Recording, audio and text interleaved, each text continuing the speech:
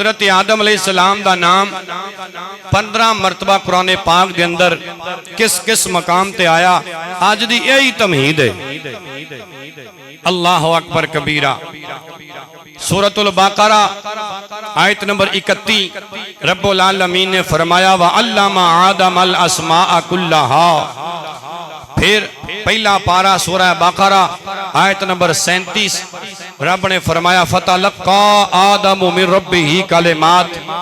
اسی طرح پارہ نمبر 3 سورہ آل عمران آیت نمبر 33 فرمایا اِنَّ اللَّهَ اصْطَفَىٰ آدَمَ وَنُوحًا۔ اسی طرح پارہ نمبر 3 سورہ آل عمران آیت نمبر 59 اللہ نے فرمایا اِنَّ مَثَلَ عِیسیٰ عِندَ اللَّهِ كَمَثَلِ آدَمَ۔ اسی طرح پارہ نمبر 6 سورہ مائدہ آیت نمبر 27 رب نے فرمایا وَاتْلُ عَلَيْهِمْ نَبَأَ ابْنَيْ آدم۔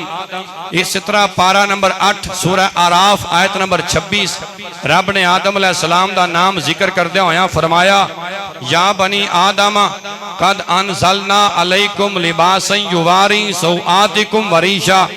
اسی طرح پارہ نمبر 8 سورہ اعراف آیت نمبر 27 رب نے فرمایا یا بنی آدم لا یفتننکم الشیطان۔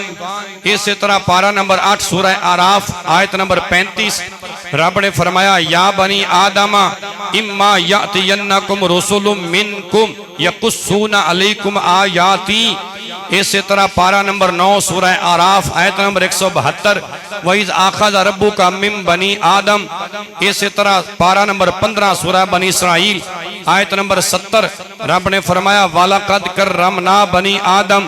اسی طرح پارہ نمبر 17 سورہ مریم آیت نمبر 58 رب نے فرمایا اولئک الذین انعم اللہ علیہم من النبیین من ذریت آدم۔ اسی طرح پارہ نمبر 16 سورہ طٰہٰ آیت نمبر 115 رب نے فرمایا وَلَقَدْ عَهِدْنَا إِلَىٰ آدَمَ مِن قَبْلُ۔ اسی طرح پارہ نمبر 16 سورہ طٰہٰ آیت نمبر 121 رب نے فرمایا وَعَصَىٰ آدَمُ رَبَّهُ فَغَوَىٰ۔ اسی طرح پارہ نمبر 8 سورہ اعراف آیت نمبر 31 رب نے فرمایا یا بنی آدم خذوا زینتکم عند کل مسجد۔ اسی طرح پارہ نمبر 23 تے سورہ یاسین آیت نمبر 60 رب نے فرمایا الم اعہد الیکم یا بنی آدم۔ میں تو انہوں قرآن پاک کی جو 15 تھاما پڑھ کے سنائیاں نے جتھے اللہ نے آدم علیہ السلام دا نام لے کے بلایا ہے۔